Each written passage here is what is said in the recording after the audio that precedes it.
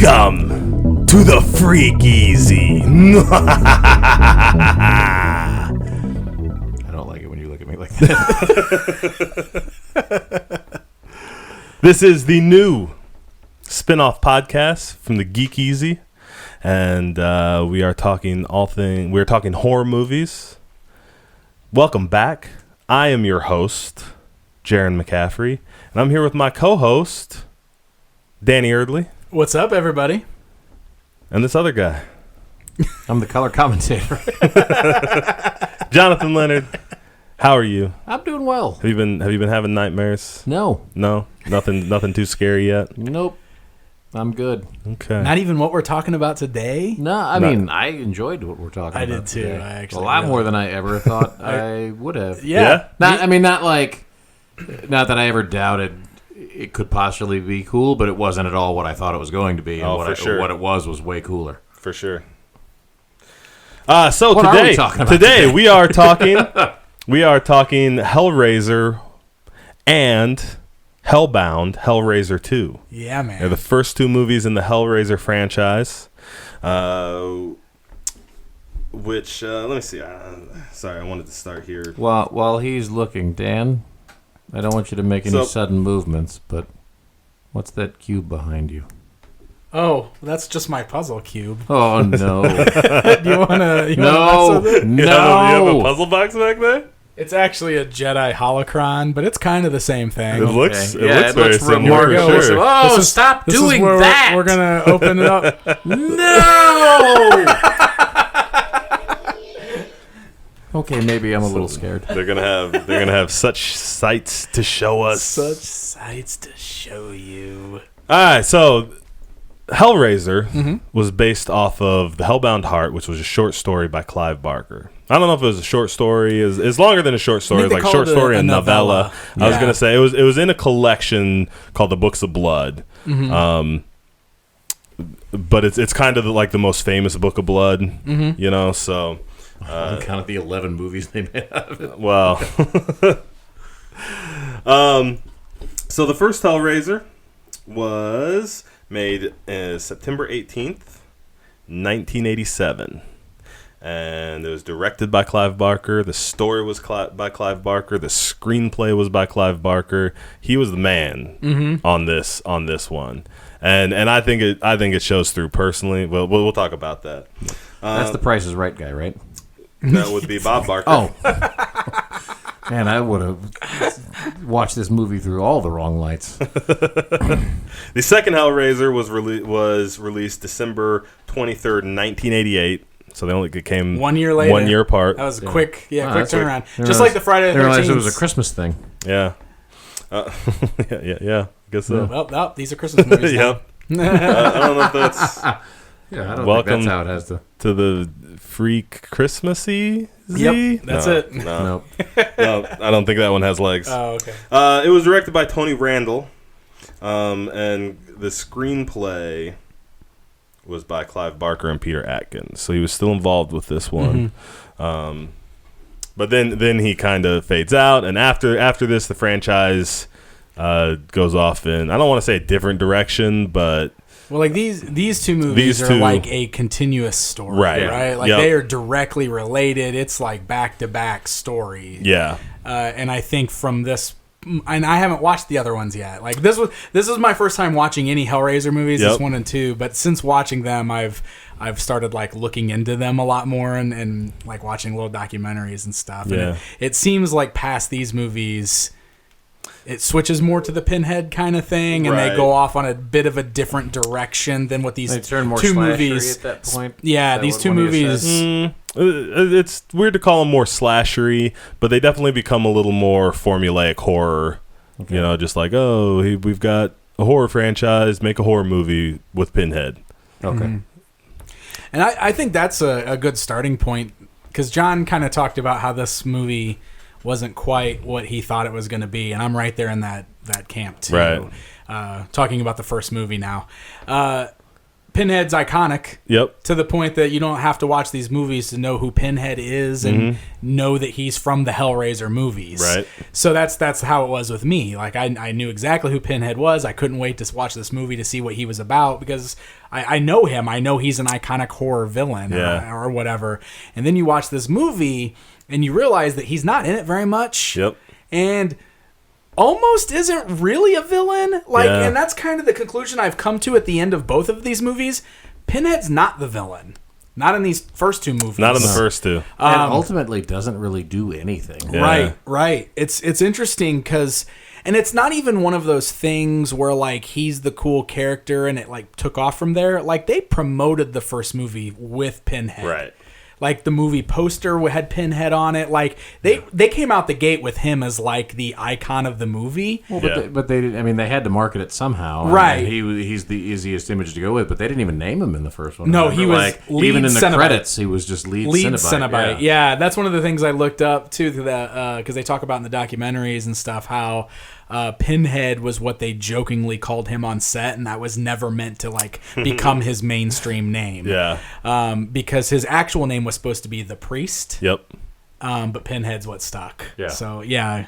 Because they just always call it like in the first movie they're all kind of like that. They call it like it's lead Cenobite, female Cenobite, chatterer Cenobite, and what was the Morpheus Cenobite? No, like he was because he was like the Butterball Cenobite. Butterball Cenobite. But mostly like, and then Pinhead stuck, but that became their names like Pinhead, Chatterbox, Butterball, and then female Cenobite. She never got a name. She just became she just stuck with female Cenobite. Well, it was a different time. It was a different time. Well, also she didn't have a gimmick. What are they going to call her? Open throat? Yeah. You know what I mean? Like throat window? Yeah. Throat window? Throat window. Open throat. That's it right there. Nailed it on your first try. So let me give a quick synopsis of the first movie. Yeah. Do it. Synopsis of the first movie. We actually would start with Frank, who acquires the... He's very dry at the beginning. He's dry in the beginning. And the Lamont configuration, right? Isn't that what they call it? I think so. Yeah. Is what they actually call the puzzle box. The puzzle box. Yep. Yeah. So he finds the puzzle box, he opens it, hooks come out of it and tear him apart, and there's blood everywhere, but then there's not. And then we have a nice family moving into the house where he was torn apart by the hook box. Mm-hmm. If I just interrupt in this scene here, because this beginning part when they're showing like all the hooks and everything being torn apart, like when he first opens the box, and they've got all these images of like pieces of people hanging on things and internal organs, and they're just sort of spinning around, and that's what I always remembered being like the marketing to me, or whatever you would call it. Like I remember seeing images like that, right? And being like, man, that movie goes above and beyond. Anything that's way above my pay grade. Yeah, I'm not going anywhere near that. And that was sort of the image that's always stuck in my head from that, and it gave me kind of a torture porn mentality before that was even a thing. Yep, for sure. And then as I watch the movie, it ends up really just sort of being that background, right? I'm sorry, I just want to interrupt right there because that's that scene where that happened, sure. and so for sure. Well, I'm not trying to do a scene by scene or anything. Yeah. So what ends up happening? Some blood gets spilt on the floor where Frank was ripped apart, and it brings Frank back to life. But he's not fully back to life. He's like a ghoul, He's gooey, Frank. He's very gooey. He's very gooey for much of the movie. But Frank had a one-night affair with the wife, which of his brother, of the family that moves in. Which she's still kind of pining for him. So when she discovers Gooey Frank, she's like all in and helps him start killing people so he can basically, suck their blood or drain them or whatever happens that starts to reform him completely. It's very Little Shop of Horrors. Very little. Yeah, for sure. So the daughter of the family, Julie, right? Isn't that her name? Julia. No, Julia's the wife. Julia's the Julie's wife. the wife. Yeah. Kirsty is the daughter. Kirsty. Kirsty. Sorry, Kirsty is the daughter. Yeah. So Kirsty catches Gooey Frank and Julia, and they find she ends up with the puzzle box. She opens the puzzle box. The Cenobites show up. Pinhead and Chatterbox, all of them show up, and they're gonna basically drag her off to hell and torture her for eternity. But she promises to give him Frank. She wants to get him Frank back, and so they agree. They don't. Yeah. They agree to think about sparing her if she can take him to Frank. Yeah. So some other stuff happens. She takes him to Frank. They rip Frank back apart and take him back to hell. Right after he killed her dad. He killed her dad and he's wearing her dad's skin around. Yeah. Then the Cenobite she gets him to confess. And then the Cenobites show up and rip him apart and take him back to hell. And then they decide they're just going to take Kirsty back to hell. Yeah. Which makes total sense. Yeah. But then she uses the box to kind of send them all back. Which made less sense. Well, no, because it was weird at first, but I think the idea is that if you undo the puzzle, it closes the... Yeah. It closes the portal. That part made sense, I thought, because that's what she was doing, and to like it looked like she basically moved it back from that weird shape into a square, and then held it at Pinhead, and then he disappeared. Right. So if the idea was like you undo the puzzle and then the portal closes and they all go away, that makes sense. Except then she kept fiddling with it and waving it at them. Yeah. And then they kept disappearing one by one. You're right. So that was basically it in a nutshell. Yep. So one of the things with Frank, Frank is straight up, he's the villain of the movie, not the Cenobites, which is what they call Pinhead and the other weird creatures from hell. Mm-hmm. Frank and Julia basically are the villains. Yes. And Frank explains that he escaped hell. Yep. And he was able to escape them because of his brother's blood spilling on the floor. It was somehow summoned him back.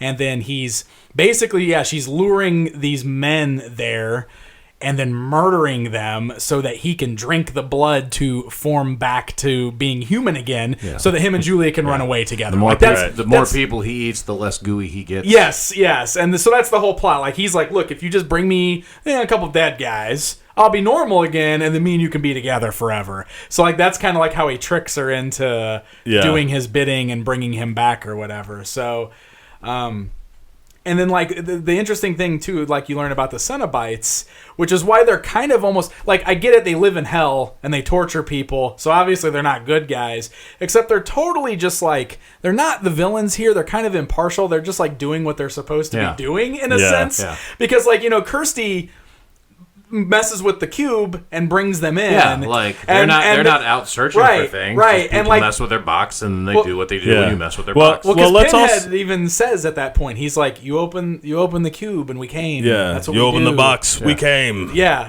That's his whole explanation. Yeah. Well, let me clarify too that they are not just torture demons from hell. You know what I mean? They don't just come and torture you to punish you for being bad and take you to hell. Yeah. They're another good name for the movie, though. They're explorers of the senses. Yes. Right? And so the idea is you can't experience true pleasure until you experience true pain, right? So they have to take you to both ends of the spectrum. Yes. And that's kind of the idea of what they're doing, and that's why people seek out that's why in the book it talks a little bit more about how Frank is he's reached he feels like he's a hedonist, and he feels like he's experienced everything on earth, so now he's starting to wonder what's beyond that. And he gets it, that's why he seeks out the box, and he gets it.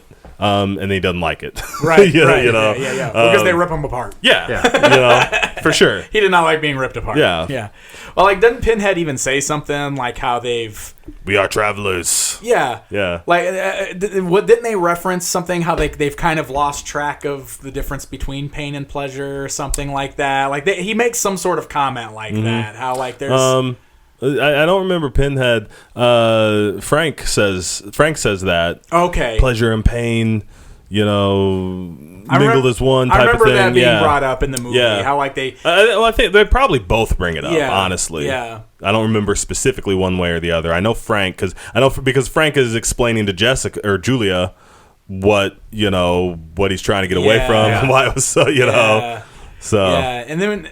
So, the effects in this movie are pretty great, I gotta say. And It's 87, so it's the late 80s. For some reason, I thought this was an earlier movie than that. I would have guessed, too. But specifically, the scene where Frank is resurrecting is so gross and... but, like, so good. You know, like... Because it's all the practical effects that they're doing, and it looks real cool. Now, it's funny, like, when they get to the end of the movie... Suddenly they've got a lot of really cheesy effects, like specifically when all the Cenobites are disappearing.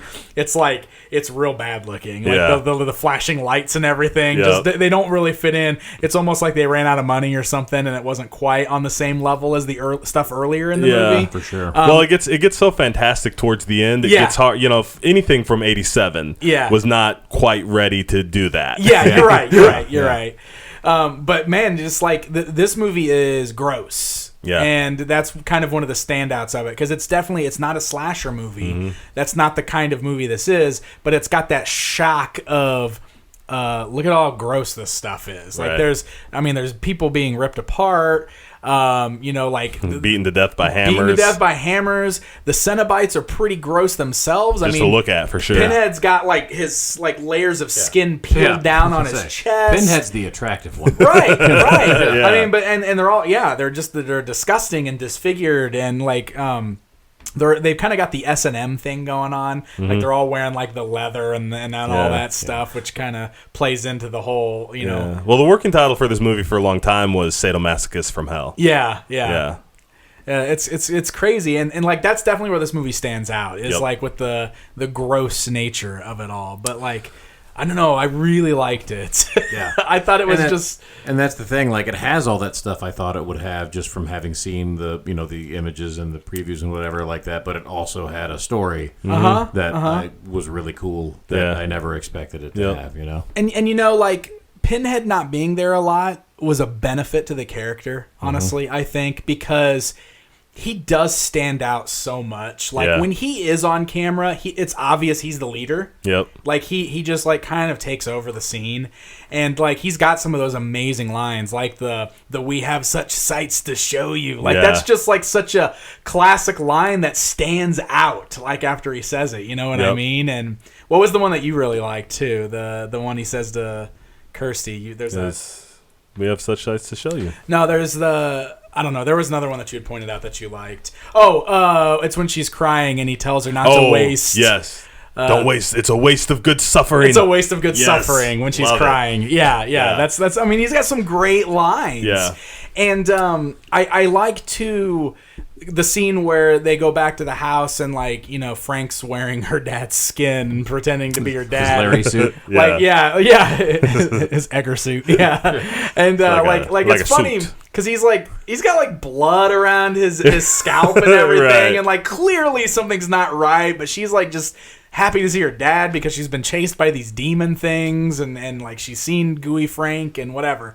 But like they tell her, and the weirdo in the pet shop. Oh, the weirdo in the pet shop, the manager, like basically the harbinger of the movie. Yeah. Pet shop manager. But I love pet shop man. But I love because they tell her that they killed Frank. Right. And he's that, and like they show her the body in the attic, which is actually her dad, skinned alive. Yep. But I love how when the Cenobites show up, like Pinhead knows immediately that that's not Frank, because he just points at it and says, "I want the man that did this." Yep. Like I love that. Yeah. I thought that was so cool. Like it's just that I don't know, that he's got this very like calm. Cool, like he's very collected, and that makes him like he's like a force of nature more than like a I did think it was funny they did that thing, and I don't want to sit here and nitpick Hellraiser, but they did that thing that movies always do where they're like, "Oh, I look like this guy now, so I sound like him too." So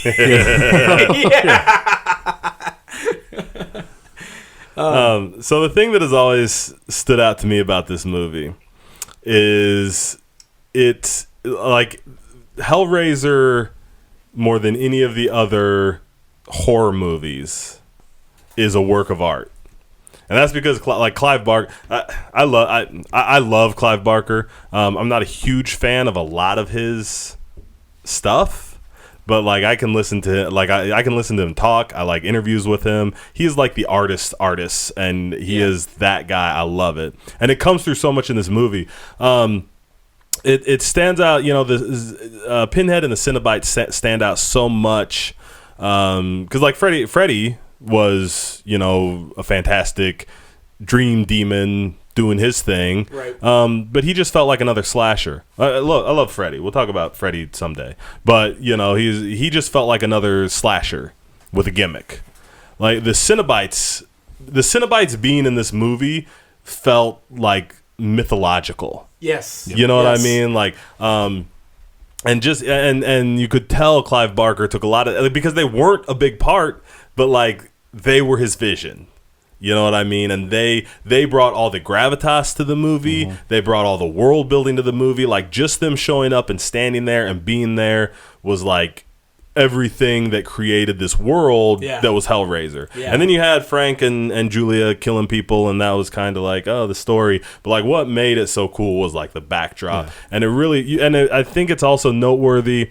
Like Clive Barker had not done like other movies and a bunch of other movies. This was his first movie. Right? This was his first movie directing. Yeah. I think a few of his other short stories had been made into movies that were really bad, and that was the part of the reason why he was like, "Look, no more. If somebody's gonna make a movie of my stuff, I'm gonna make it because that's the only way it'll get done right." Yeah. And boom, here we are. Yeah. You know. And there is a I think you said mythos. Is that what you said? I said it felt mythological, but that's the same thing. Yeah, there's a mythos. And that is the thing like that made this so cool. It's like I never expected that. I mean, I expected hell to open up and be raised. Yeah. Yes, there you go. I expected an elevation of the hell factor for sure. Yeah. Based solely on the title, but I didn't expect there to be such a cool background to it. Right. Yep. So very happy. Well, let's move on. Let's talk about the second one. Yeah. So Hellbound, Hellraiser 2, is an immediate follow up. Immediately. It was out the next year, and it's an immediate follow. Like it's happening the next day. Yeah. Pretty much. I couldn't afford to bring back the male lead. They couldn't afford. I don't know if you can counts, man. Yeah, her boyfriend. Her boyfriend who disappears. Was like the dude that she just met. Yeah. Well, let me give the quick synopsis, then we'll come back. Okay. Right. So Kirsty wakes. Well, I don't know if I can give a quick synopsis on this one. Hellbound. Hellbound kind of goes off the rails. Yeah. Right. It goes off the rails really quick and really far. So Kirsty basically wakes up. She's in a mental hospital. The same one that she was in the first movie for a minute, right? Yes. Yeah. She was there for a minute. She left. She wakes up. She's back in this mental hospital. And they're trying to... There's like this cop being a real jerk to her. Like, don't give me none of that. Yeah. Demon stuff. And it kind of seems like maybe she's been there a couple days. Yeah. Trying to give the story, whatever. But she's in that. And they're not going to let her out this time. They're keeping a little closer eye on her. We see, and she's got this doctor. When she starts talking about the demons, there's a specific doctor that kind of perks up and is like, "Oh, yeah, she was killed." And she talks about Julia being killed on the mattress. Yeah. He immediately goes and gets the mattress. Yeah. And then he takes one of the really disturbed patients and lets them cut themselves all over the mattress. He bleeds. Julia comes back to life just like Frank did. Yeah. Sucks him, sucks some of the blood out of him, and now we're back where we started, right? Yeah. Only this doctor is totally into it, and he wants more. Right. And Julia's all happy to show him some more. And he brings her a couple people, a couple patients. She eats the patients.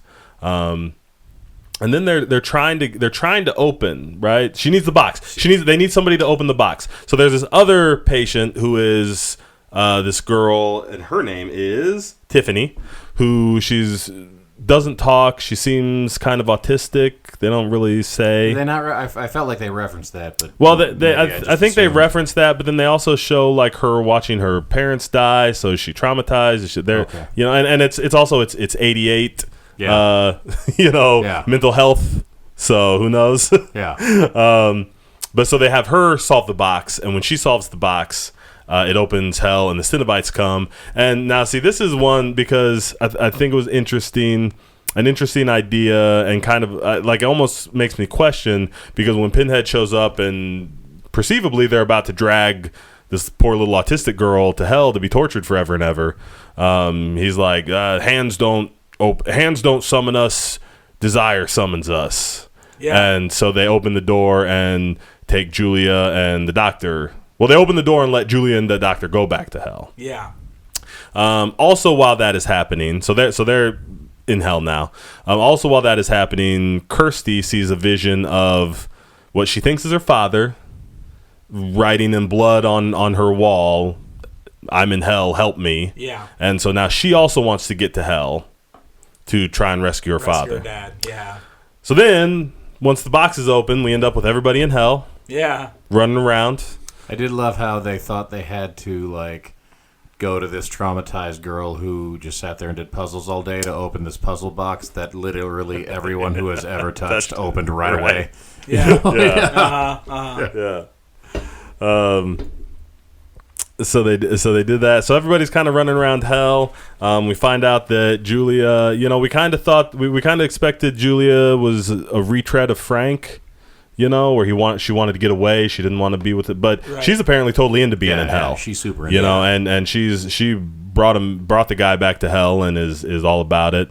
Lets him get sucked into a Cenobite maker. I don't know what that means. Basically. So the doctor becomes a Cenobite. Yeah, called the doctor, I think. Or the surgeon. Well, I think, and I think I've read in different stuff where he's not one of the Cenobites. He's something else. He's like controlled by... Well, he's controlled by Leviathan, right? Which is like the deity, yes, of the Cenobites, yeah, of the labyrinth, yeah, right? Because they're not even actually in hell, right? They're in the labyrinth, isn't it? Yeah, it's some kind of a labyrinth, and it's like the big this big diamond shape. But thing didn't the puzzle box turn into the? They did do that at one point. It turned into that shape, and then and then you see like the giant one.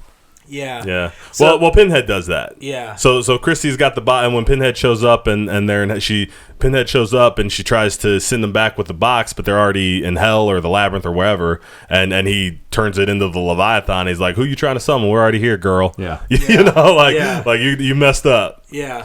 So everybody's kind of running around. Kirsty runs into Frank, finds out that Frank was the one who visited her, and she only, not her father. The little girl sees some weird visions. Then the doctor shows up as a Cenobite and immediately murders all the other Pinhead and all his crew. Yeah, that's some weird stuff right there. Because let me come back. We'll talk about all this stuff. Let me just wrap up. Okay, sure. So Kirsty, now the doctor's after Kirsty and Tiffany. Kirsty and Tiffany are trying to escape hell. But they can't. Well, they do at one point. They escape at one point, and the doctor follows them through, kills everybody in the hospital. The entire hospital. Yep. Just and then everybody. Yeah. Then they run back into hell, where Kirsty ends up putting on Julia's fake skin. Yeah. And tricks the doctor for a little bit, long enough for Tiffany to unsolve the puzzle box. Yeah. And then that kills the doctor. Yeah. He gets his little tentacles stuck and his head rips off. Yeah. Super weird. like man. So then the girls run out of hell and they escape, and it's a happy ending. Yeah. All right, now so we'll go back and discuss it all. That was just kind of the overview. It goes way off the rails. It definitely follows in the footsteps, the intent, I feel like, of Hellraiser. Yeah. But you could already feel the absence of Clive Barker. Yeah. In my eyes, So they definitely wanted to get more fantastical with this one, and they gave us glimpses of the hell stuff in the first movie, but this one they were full on like, let's go. Let's take everybody to hell this time and show them what it looks like. Yeah. And that seemed to be like the gimmick of this movie, right? Is they just wanted to be there and do all kinds of crazy stuff there. There was a lot about this movie that really confused me upon first viewing because it already felt like it didn't fit with the mythos established in the first movie. Starting with Julia specifically, she came back the same way Frank came back, but like it didn't seem like she was actually trying to escape in the same way Frank was, and that I was real confused for a while why she was so willing to go to hell and why she was wanting to go back in, because Frank was so adamant about getting away, had to get away, and she was wanting to go back in. So I think the more I think about it, the more I kind of realize that she essentially is a Cenobite now, Uh-huh. in a sense, and like her job here was to bring a soul back to Leviathan. Yeah. That's what her job was here. Because that's basically what she did. Like this doctor was like studying this stuff. Correct. He had 3 puzzle cubes in his office. So when this established that there was more than just one. There's multiples of these things apparently out there. Multiple ways to summon the Cenobites. So he had 3 of those things. He had books. Like he had been studying this stuff. So you know when and didn't he have like something from like Pinhead? Well, he had a picture of Pinhead before he was Pinhead. Yeah. So like that, we got backstory on Pinhead in this movie because they actually started the movie by showing him becoming Pinhead, right? Opening the box and then becoming a Cenobite. Yeah. So that they kind of established that way early worse on. than Frank. Yeah. And then what's funny is like he looked like he was like a 30s safari guy or something like that. So like I think he really rose the rank of Cenobites quickly. I think he's actually a World War I military guy. Yes. Okay. Now that I've like looked stuff up about it, because I think that comes back. So even then, that means he's leading. He's only been there for like 60, 70 years, and he's already head Cenobite. Yeah. Well, but also time works differently. So he's been there for an eternity. In just 70 years? 70 years on Earth. Works different there, bro. Yeah. It's hard to... Can't explain that. I don't know. The science gets real soft. Yeah, but none of the other Cenobites got there until, like, later? I don't know. Maybe Leviathan's sick of him. That's why he's trying to upgrade to the Doctor. Yeah. I'm done with Cenobites. I need a bunch of tentacle head weirdos. Yeah, tentacle head weirdos. Hellraiser 3, tentacle head weirdos. So, and that's the thing, like, there was a lot that was very confusing upon my first viewing of this. Like, specifically, they don't really establish that big diamond thing we see is Leviathan very well. Like, I didn't take that away from the movie. Like, I didn't realize that was their god. Yeah, I think Julia says it once. Yeah, like she mentions Leviathan once maybe or something, but like that's their god. That's who they serve or whatever. Yeah. Well, when we see it, every time we see it, you hear that woo woo woo. Apparently that is beeping out God, G-O-D, in Morse code. Morse code. Yeah, I read that. Did you find that? Yeah, I read that, and I thought that was really cool. Yep. Because I remember it makes real weird noises in the movie, so I think that's a pretty neat little like hidden thing that it's actually spelling out the word God. Yeah, that's interesting. Yeah. But no one would ever possibly catch that unless you were like in the Navy or something. Yeah, exactly. You don't know Morse? You're not up on your Morse code, John? No. Okay. So like basically she brings that doctor in and turns him into a Cenobite.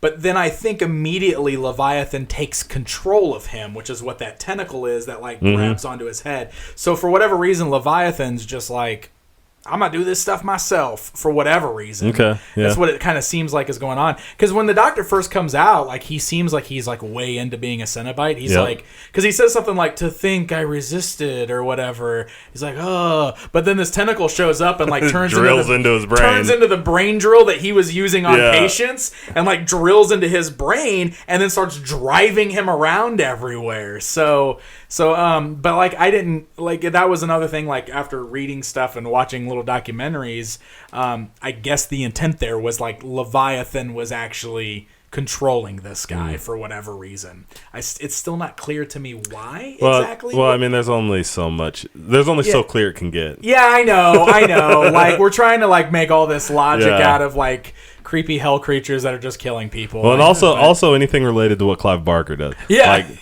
his stuff is not meant to be logical. Yeah. Like so I guess the part it's got its own logic. How about that? Everything he does has its own logic. The one part that I really don't think I liked was when Kirsty was confronting the Cenobites and did that whole thing where she's like, "You used to be human," and he's like, No, I wasn't. That's not true. Yeah. And then she hands him that picture, and he's like, OMG, I was a human. And like they all just like look at each other and like give each other like we're on the same, like they kind of do that nod to each other, and then they decide they're gonna fight the doctor. Yep. And then the doctor just murders them all right like away. instantly, and it's just like, huh? Why did we do this? Yeah. Like, I don't know. I don't like that kind of took away the mystique of Pinhead. I don't like that he jobbed out so quick. Like, Right. I don't know. That whole scene, It's totally disappointing. It was disappointing. Yeah, I didn't like that very much. But And then, like, going forward, do they just hand wave it? ignore that? I mean, he just straight comes back after this as Pinhead. But I think they do dive deeper into the whole his human side, the war veteran stuff. I think they go back to that stuff in future movies. I think they do eventually, but this really is just the Highlander 2 of Hellraiser movies. Kinda. Yeah. I mean, they never really go back to hell. I haven't seen all of the Hellraisers. The ones I have seen, they never really go back. And after this, it kind of becomes it moves into the formula. Pinhead gets summoned somehow, and then he creates 3 or 4 new Cenobites, and then we run around murdering some people until somebody figures out how to defeat the Cenobites one by one and rebanish Hellraiser, or he's in Pinhead. like a video game or the internet or something like that. Yeah. Well, in the next one, in amazing. three, he comes back and he's in like that big pillar, and he spends a lot of the movie as a face, talking somebody into summoning him, basically. I want to watch the others now just because I want to know. Yeah. I want to see what happens. And they're fine. They're fine, fun horror movies. Yeah. But they are not these first two. Yeah. Right. They are not these first two. Any of the humans, like, does Kirsty come back? No. Okay. I think that way. I think these two are the end of the story. Yeah. After this, it becomes just a one-off, like Pinhead and whatever scenario. Who accidentally summoned him this time? Yeah. Now all his friends are dead. So is there a Pinhead in space? Actually, I think so. Well, so he was supposed to show up in the Freddy versus Jason stuff. I think that movie was supposed to end with Freddy and Jason both going to hell and Pinhead being there and being like, so what's the problem, boys? Yeah. And then that was going to lead into Pinhead versus Freddy versus Jason. But then there was rights issues, go figure, with Pinhead, and they couldn't go that route. But that was like... There was they wanted to do Pinhead versus Michael Myers for a long time, too. Oh, really? Yeah. Well, that was like they wanted to do that, in answer to Freddy versus Jason. Like, that was a thing for sure. And then after that, it was like, well, part of that was like, oh, we're going to do Hellraiser versus Halloween. And that never happened, yeah. So speaking of weird crossovers that did happen while I was looking at this stuff, there is a Sherlock Holmes crossover with Hellraiser.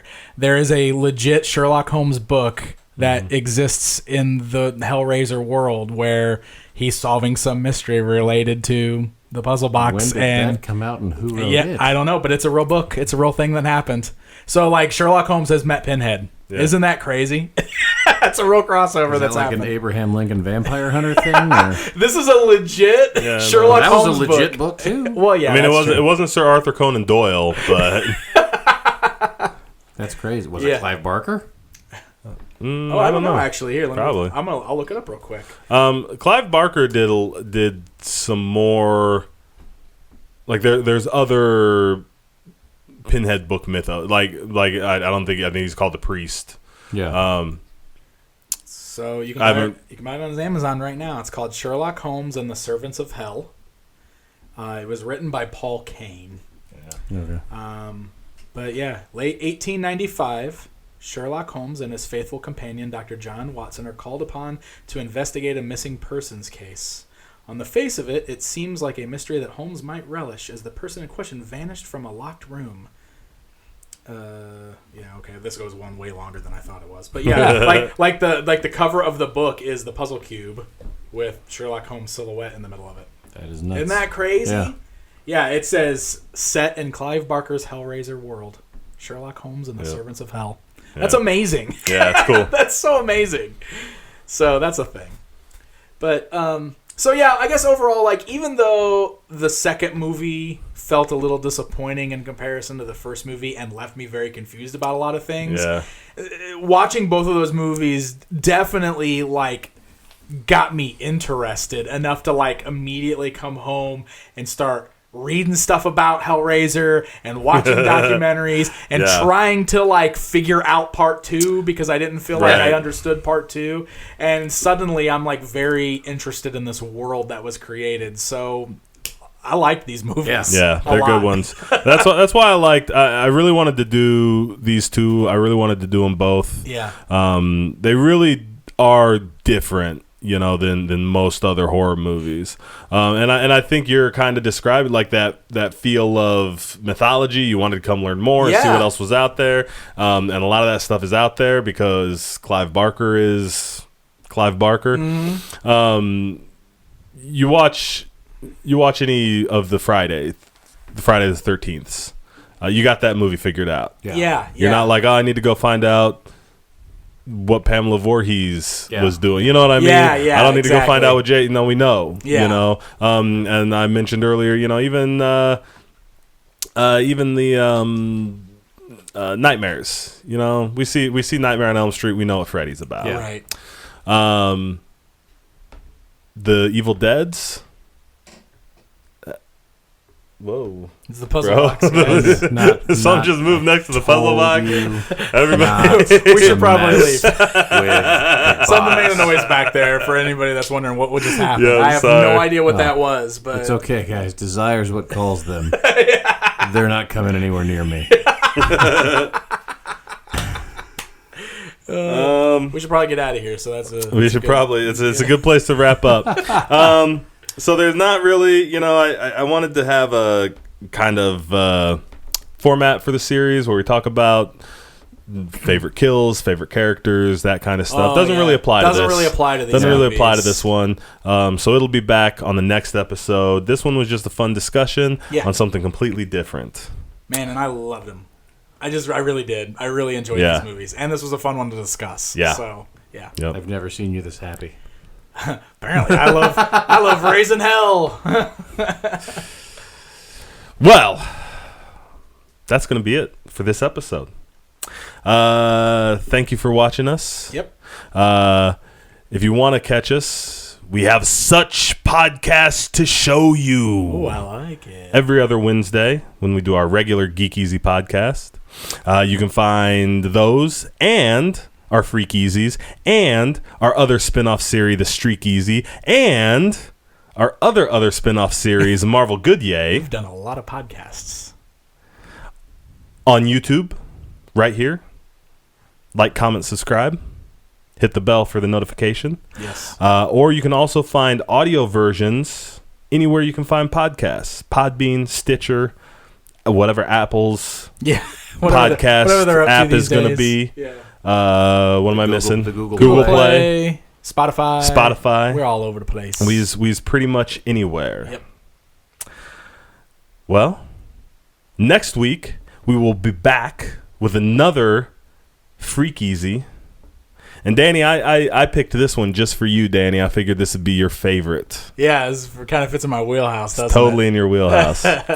One of the ones that we're going to be doing. I think another ones that kind of fit alongside that too. Yeah. But yeah. We are going to be watching Child's Plays. Yeah. We're going to watch Child's Play 1, 2, and 3. And that's it. Okay. So that'll be next week. We're going to do the Child's Play.